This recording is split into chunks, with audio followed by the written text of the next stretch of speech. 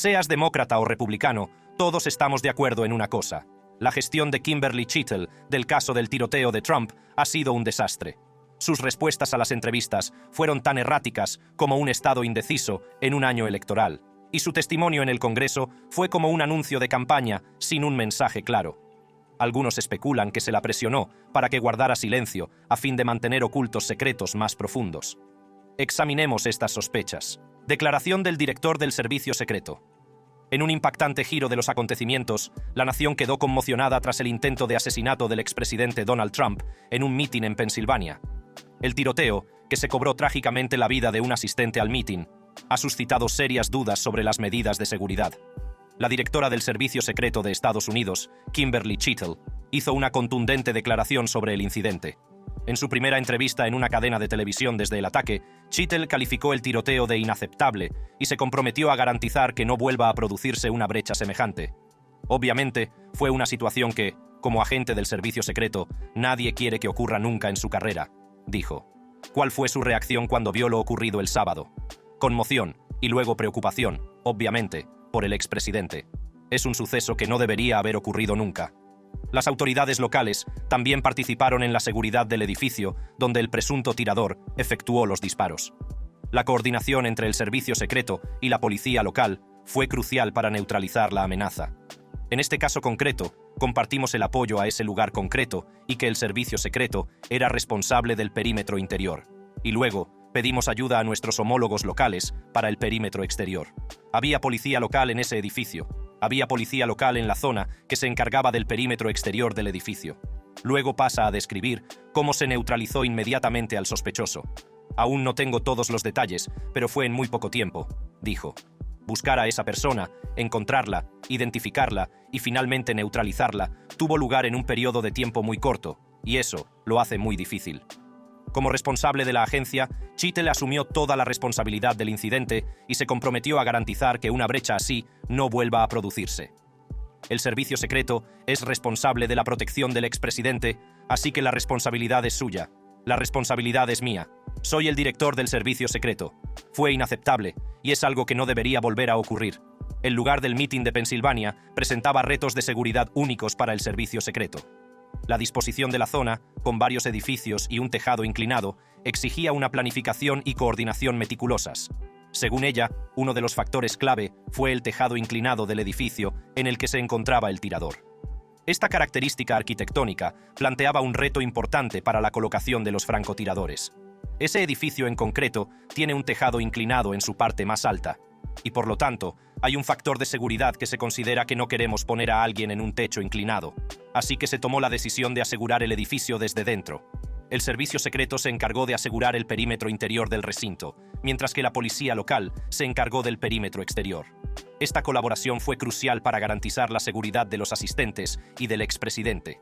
A pesar de las dificultades que planteaba la disposición del lugar, pudieron neutralizar al tirador. ¿Pero a qué precio? Un hombre murió y otros 2 resultaron gravemente heridos. En los días posteriores al intento de asesinato del expresidente Donald Trump, el servicio secreto y la directora Kimberly Chittle se enfrentaron a un intenso escrutinio y críticas. El público y los medios de comunicación plantearon serias dudas sobre la capacidad de la agencia para prevenir este tipo de incidentes. Algunos incluso han pedido la dimisión de Chittle, cuestionando su liderazgo y la eficacia de las medidas de seguridad del servicio secreto. El presidente y el secretario de Seguridad Nacional han dicho hoy que confían en usted al 100%, pero hay algunos miembros del Congreso que le piden que dimita. Agradezco los comentarios del secretario y vamos a seguir siendo transparentes y comunicándonos con la gente. ¿Piensa quedarse? Absolutamente. Pienso quedarme. Se esperaba que Chittle testificara ante el Comité de Supervisión de la Cámara de Representantes, dirigido por el Partido Republicano, el lunes 22 de julio. Estamos llevando a cabo una revisión exhaustiva del incidente y de nuestros procedimientos. Es importante que aprendamos de esto y nos aseguremos de que no vuelva a ocurrir. Además del escrutinio, Chittle ha tenido que hacer frente a una oleada de desinformación en torno al intento de asesinato. Los rumores falsos y las afirmaciones infundadas se han sumado a los retos a los que se enfrenta el servicio secreto. El presidente y el secretario de Seguridad Nacional han dicho hoy que confían en usted al 100%, pero hay algunos miembros del Congreso que le piden que dimita. Agradezco los comentarios del secretario y vamos a seguir siendo transparentes y comunicándonos con la gente. ¿Piensa quedarse? Absolutamente. Pienso quedarme. Se esperaba que Chittle testificara ante el Comité de Supervisión de la Cámara de Representantes, dirigido por el Partido Republicano, el lunes 22 de julio. Estamos llevando a cabo una revisión exhaustiva del incidente y de nuestros procedimientos. Es importante que aprendamos de esto y nos aseguremos de que no vuelva a ocurrir. Además del escrutinio, Chittle ha tenido que hacer frente a una oleada de desinformación en torno al intento de asesinato. Los rumores falsos y las afirmaciones infundadas se han sumado a los retos a los que se enfrenta el servicio secreto. Una de las teorías más extendidas era que el atentado había sido orquestado por el presidente Joe Biden o miembros del llamado Estado Profundo. Esta narrativa cobró fuerza cuando el representante Mike Collins, republicano de Georgia, tuiteó que Joe Biden envió las órdenes, en referencia a un comentario malinterpretado de Biden sobre el cambio de enfoque hacia Trump. No hay pruebas que vinculen a Biden con el intento de asesinato, y él condenó públicamente la violencia, haciendo hincapié en la necesidad de unidad en Estados Unidos. El prominente teórico de la conspiración, Alex Jones, amplificó estas afirmaciones, describiendo el evento como un intento de asesinato del Estado Profundo y un golpe fallido. Esta teoría resonó en los círculos de extrema derecha, incluidos los Proud Boys, y fue reforzada por acusaciones infundadas de que una propuesta de ley demócrata para eliminar la protección del servicio secreto a los delincuentes convictos, incluido Trump, era una prueba de un ataque planeado. Otra afirmación infundada fue que el servicio secreto permitió intencionadamente que se produjera el tiroteo. Un usuario anónimo del foro 4chan afirmó falsamente ser un francotirador del servicio secreto al que se había ordenado no disparar al pistolero. Esta afirmación infundada se extendió rápidamente a plataformas más convencionales, a pesar de que los francotiradores del servicio secreto neutralizaron efectivamente al tirador. El escrutinio erróneo también recayó sobre las iniciativas de diversidad, equidad e inclusión del servicio secreto, con detractores que sugerían que estos esfuerzos comprometían la seguridad de Trump. Se manipularon vídeos y fotos fuera de contexto para presentar a las agentes femeninas como incompetentes.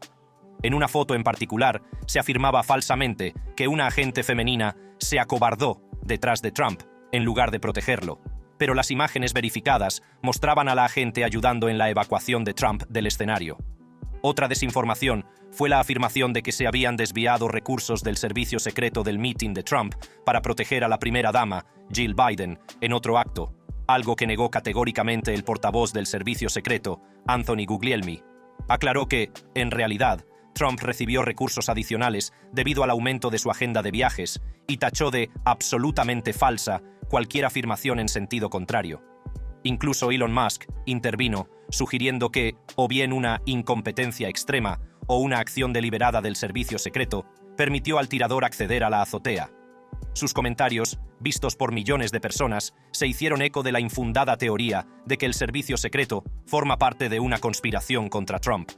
Esta narrativa es paralela a los ataques contra otras instituciones como el Departamento de Justicia y el FBI, acusados por algunos de estar comprometidos por intereses elitistas. Por el contrario, algunos teóricos de la conspiración postulan que el tiroteo fue un montaje para beneficiar políticamente a Trump. Las imágenes alteradas que mostraban a Trump sonriendo y chocando los puños mientras era conducido fuera del escenario alimentaron estas teorías. Los escépticos apuntaron a un incidente de 2016 en el que Trump fue evacuado rápidamente de un mitin, alegando que la respuesta del servicio secreto en el reciente ataque fue sospechosamente lenta. De estas teorías se hicieron eco incluso personalidades influyentes, como un asesor político del fundador de LinkedIn, Reid Hoffman, que más tarde se retractó de sus declaraciones. Por fin llegó el 22 de julio, y todo el mundo esperaba que todas las conspiraciones quedaran por fin zanjadas. Sin embargo, todo acabó con la gente más confusa que al principio. La audiencia. El Comité de Supervisión de la Cámara de Representantes, dirigido por el presidente James Comer, se reunió para interrogar a Kimberly Chittle sobre los fallos de seguridad que estuvieron a punto de provocar el asesinato del expresidente Donald Trump. La sala de audiencias estaba abarrotada de legisladores, medios de comunicación y público, todos deseosos de presenciar los procedimientos. Comer dio comienzo a la audiencia con un discurso de apertura fulminante, en el que calificó el intento de asesinato como uno de los días más oscuros de la historia política estadounidense. Exigió la dimisión de Chittle, citando una falta de gestión adecuada dentro del servicio secreto. El intento de asesinato del 13 de julio es uno de los días más oscuros de la historia política estadounidense. Representa lo más feo en lo que se ha convertido la política estadounidense, el odio de unos hacia otros y un peligroso giro hacia el extremismo. Antes de ser republicanos o demócratas, somos estadounidenses. Kimberly Chittle, visiblemente tensa, prestó juramento y comenzó su testimonio. Reconoció que el atentado había sido el fallo operativo más importante del servicio secreto en décadas y asumió toda la responsabilidad por los fallos de seguridad.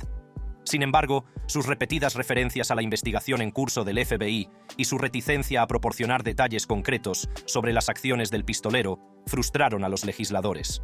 El republicano de Ohio, Jim Jordan, fue uno de los primeros en interrogar a Chittle. La interrogó sobre sus conversaciones con el francotirador que mató a Crooks y sobre sus reuniones informativas con el presidente Biden y el vicepresidente Harris. Las respuestas evasivas de Chittle no hicieron sino aumentar la frustración de los legisladores. El presidente del Comité de Inteligencia de la Cámara de Representantes, Mike Turner, se centró en un complot iraní contra Trump, pero Chittle mantuvo que no había vínculos entre el intento de asesinato y ningún cómplice extranjero o nacional. La audiencia dio un giro dramático cuando el representante demócrata Jerry Connolly, de Virginia, preguntó repetidamente a Chittle si la ubicuidad de las armas hacía más difícil su trabajo. Las respuestas evasivas de Chittle enfurecieron a Connolly, que la acusó de ser deshonesta. El demócrata de Illinois, Raja Krishnamurthy, pidió a Chittle que se refiriera a las teorías conspirativas sobre el tiroteo, que ella negó rotundamente. La frustración por las respuestas de Chittle traspasó las fronteras de los partidos, y tanto republicanos como demócratas expresaron su decepción. La republicana de Carolina del Sur, Nancy Mace, protagonizó uno de los momentos más explosivos de la audiencia. Frustrada por la negativa de Chittle a dar respuestas directas, Mace la acusó de mentirosa y deshonesta. Ha proporcionado todas las grabaciones de audio y vídeo que tiene en su poder a esta comisión, tal como le pedimos el 15 de julio. Sí o no, tendría que responderle que eso es un no. Hoy está llena de mierda, está siendo completamente deshonesta. El arrebato de Mace puso de manifiesto el profundo enfado y frustración de los legisladores. La confesión de Chittle de que el servicio secreto había tenido conocimiento de la presencia de una persona sospechosa entre 2 y 5 veces antes del tiroteo no hizo sino echar más leña al fuego. El republicano de Florida, Byron Donalds, calificó el liderazgo de Chittle de grave incompetencia, mientras que el demócrata de Nueva York, Dan Goldman, cuestionó su falta de voluntad para responder a las preguntas de los legisladores. En la audiencia también se abordaron cuestiones más amplias, como el control de armas y el impacto de las prácticas de diversidad, equidad e inclusión, DEI, en el servicio secreto. La demócrata de Maryland, Jamie Raskin, utilizó el intento de asesinato para pedir leyes más estrictas sobre las armas, mientras que el republicano de Tennessee, Tim Burchett, criticó a Chittle como una historia de terror, DEI. No creo que deba dimitir. Creo que debería haber sido despedida, señora. Es usted una historia de terror de la DEI. La respuesta de Chittle de que el incidente no tenía nada que ver con DEI no sirvió para apaciguar a sus críticos.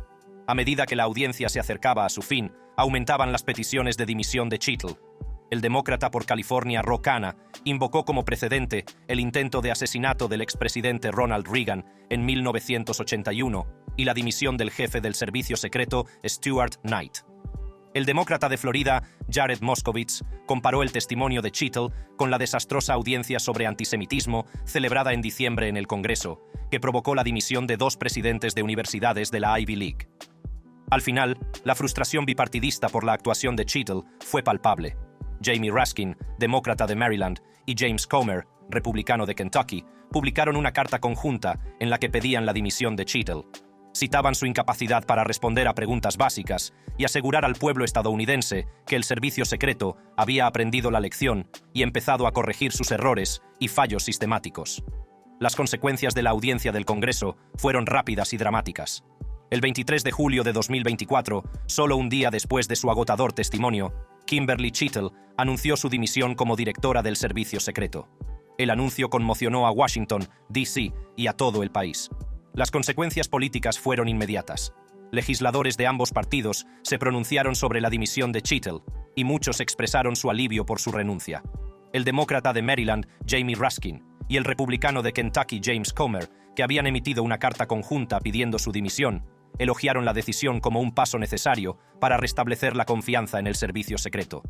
Raskin declaró que la relación entre el Congreso y Chittle se había vuelto irrecuperable, mientras que Comer hizo hincapié en la necesidad de un nuevo liderazgo para abordar los fallos sistémicos de la agencia. El 30 de julio del año 24, la gente esperaba obtener alguna información del nuevo director en funciones, pero se encontraron con una sorpresa. Ronald Rowe Jr., que asumió el cargo de director en funciones tras la dimisión de Kimberly Chittle, comienza su testimonio. Admite importantes fallos de seguridad y expresa su profundo pesar. Es algo que me ha costado mucho entender y no tengo ninguna explicación para ello. Es algo que siento como si hubiéramos podido encontrarle. Tal vez hubiéramos podido detenerle. Rowe destaca un fallo crítico: la imposibilidad de desplegar un avión no tripulado antes del rally debido a problemas de conectividad celular. Explica que si se hubiera desplegado el dron, podría haber detectado al autor de los disparos, Thomas Matthew Crooks, que manejaba su propio dron. Estamos aprovechando los recursos del Departamento de Seguridad Nacional y de otros organismos para asegurarnos de que disponemos de conectividad específica, de modo que no dependamos del dominio público. El director adjunto del FBI, Paul Abate, toma la palabra a continuación. Proporciona una actualización sobre la investigación en curso, centrándose en el motivo del pistolero. Abate revela que los investigadores han encontrado una cuenta de redes sociales que creen que pertenecía a Crooks, que contiene mensajes que reflejan temas antisemitas y anti-inmigración. Sin embargo, Abate también menciona otra cuenta en las redes sociales de 21 con perspectivas diferentes, lo que hace que el motivo siga sin estar claro. La audiencia profundiza en los fallos de comunicación que se produjeron el día de la concentración. El senador de Utah, Mike Lee, pide a Rowe detalles sobre la cronología de los movimientos del servicio secreto antes del tiroteo. Le pregunta por qué un equipo de francotiradores, que tenía una vista completa de la azotea donde Crooks se posicionó, al parecer abandonó su puesto. Sin embargo, Rowe no tenía una respuesta a eso. No tengo una respuesta para usted sobre ese centro, pero me parece que si incluso uno de ellos se fue, deberían haber quedado algunos ojos adicionales en ese edificio. El senador Josh Hawley exige saber por qué nadie ha sido despedido por los fallos de seguridad. Menciona una afirmación no verificada de que los agentes abandonaron su puesto en la azotea porque hacía demasiado calor. Rowe responde insistiendo en que la investigación debe ser exhaustiva y justa. La audiencia también aborda la entrevista viral realizada por el corresponsal de la BBC en Norteamérica, Gary O'Donoghue, a un testigo ocular llamado Greg, que afirmó haber visto al pistolero en la azotea. A medida que avanza la vista, queda claro que la investigación dista mucho de haber terminado. Los testimonios de Rowe y Abate plantean más preguntas que respuestas. El senador Ted Cruz, un aliado vocal de Trump, lidera la carga. Exige cifras concretas sobre el tamaño del destacamento de seguridad asignado a Trump, acusando al servicio secreto de tomar una decisión política influida por la administración Biden. Permítanme decirles lo que creo. Creo que la dirección del servicio secreto tomó una decisión política al denegar estas peticiones, y creo que la administración Biden ha estado impregnada de política partidista. El intercambio se convierte rápidamente en una pelea a gritos, con Cruz insistiendo en que Rowe está evadiendo sus preguntas. El senador Josh Hawley, otro firme partidario de Trump, recoge el testigo. Exige saber por qué no se ha despedido a nadie por los fallos de seguridad. Hawley saca a colación una afirmación no verificada de que los agentes abandonaron su puesto en la azotea porque hacía demasiado calor. Las fuerzas del orden abandonaron su puesto porque hacía demasiado calor. ¿Es eso cierto, senador? He oído eso también. Otra vez. Lo pusieron en el interior, y creo que en el futuro, como he dicho antes, vamos a asegurarnos de que los francotiradores estatales y locales estén en los tejados. Rowe contraataca, insistiendo en que la investigación debe ser exhaustiva y justa. Pero sus palabras hacen poco para calmar la ira en la sala. La senadora Marsha Blackburn expresa su preocupación por un correo electrónico muy revelador de un francotirador del servicio secreto. El mensaje, que al parecer fue borrado, expresa una profunda preocupación por la cultura de la agencia. La audiencia también ahonda en las implicaciones políticas de los fallos de seguridad. Algunos republicanos, como el senador Lindsey Graham, sugieren que las acciones del servicio secreto podrían haberse visto influidas por consideraciones políticas. La audiencia se convierte en un campo de batalla de lealtades políticas, con los aliados de Trump defendiendo ferozmente al expresidente y exigiendo responsabilidades al servicio secreto y al FBI. A diferencia de la información del servicio secreto, la del FBI nos permitió comprender mejor lo que ocurrió aquel día 13 de julio. Intervención del FBI.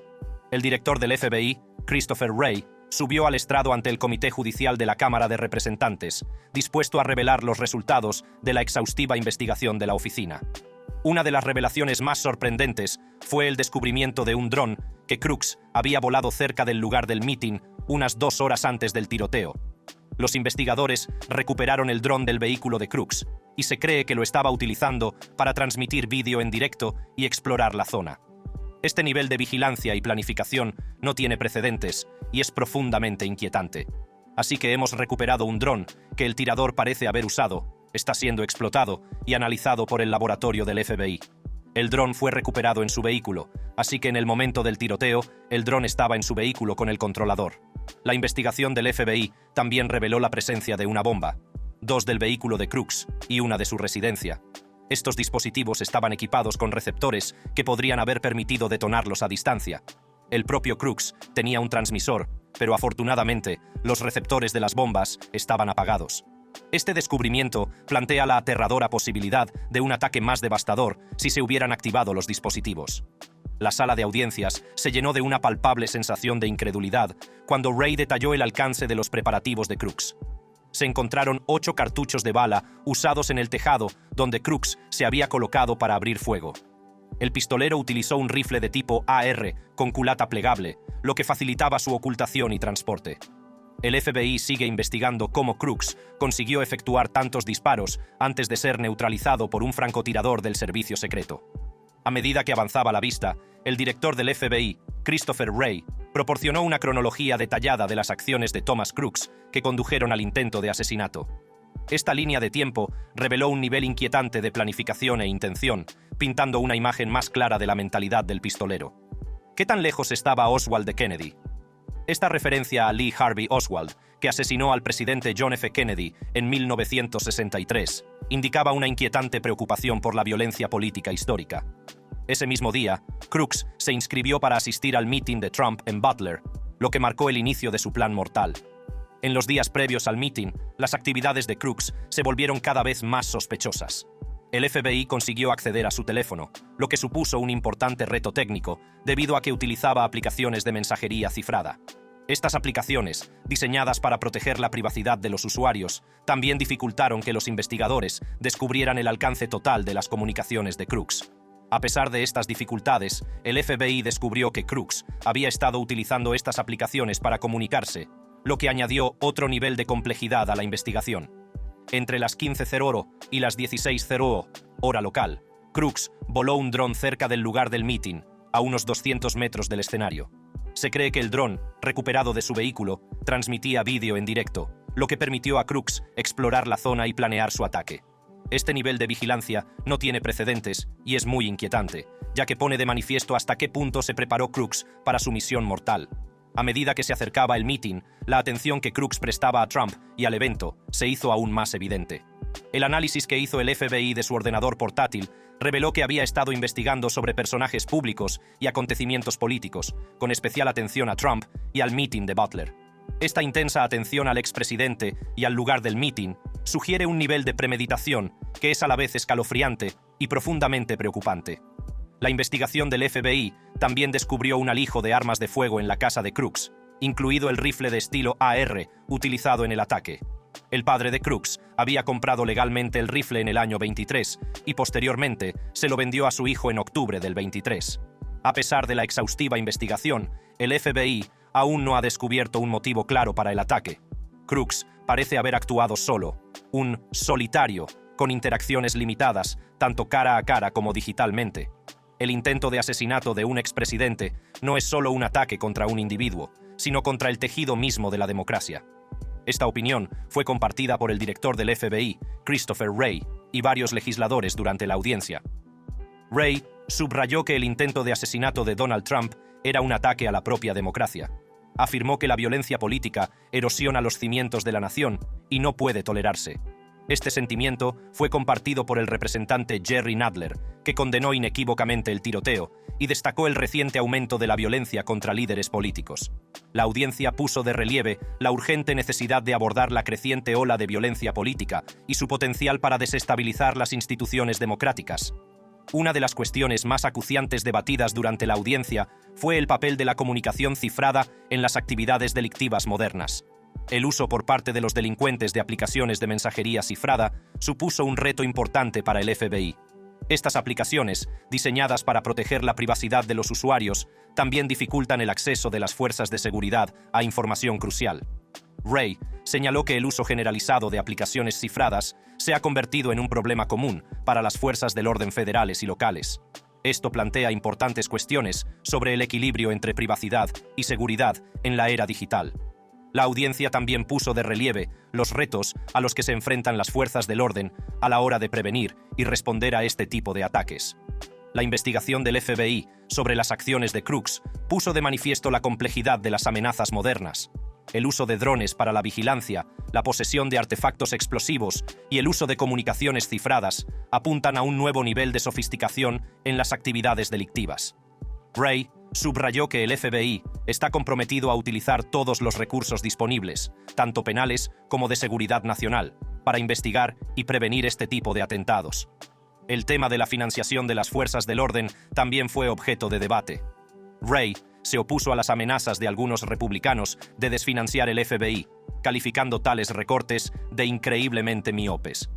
Advirtió de que reducir la financiación de la agencia perjudicaría a las fuerzas de seguridad locales y obstaculizaría los esfuerzos para hacer frente a amenazas complejas como la que plantea Crooks. Otra preocupación importante planteada durante la audiencia fue la posibilidad de que los terroristas aprovechen las vulnerabilidades de la frontera entre Estados Unidos y México y otros puertos de entrada. Wray expresó su creciente preocupación por la posibilidad de que los terroristas utilicen estas vulnerabilidades para facilitar atentados dentro de Estados Unidos. Hizo hincapié en la necesidad de cooperación internacional para hacer frente a estas amenazas y garantizar que los organismos encargados de la aplicación de la ley cuenten con el apoyo necesario para proteger a la nación. En la audiencia también se abordó la cuestión de la desinformación y su impacto en la percepción pública. Wray reveló que un empleado del FBI había publicado algo escandaloso sobre Trump sobreviviendo al intento de asesinato. Este individuo ha sido remitido a la División de Inspección del FBI para una investigación interna. A medida que avanzaba la audiencia, quedó claro que el intento de asesinato de Donald Trump tenía implicaciones de largo alcance. El aumento de la violencia política, los retos que plantean las comunicaciones cifradas y la necesidad de una financiación adecuada y de cooperación internacional apuntan a un panorama de amenazas complejo y en evolución. La investigación del FBI sigue su curso y la nación espera nuevas revelaciones. Con esto, llegamos al final de este vídeo. Para ver más vídeos interesantes como este, haga clic en las tarjetas de su pantalla.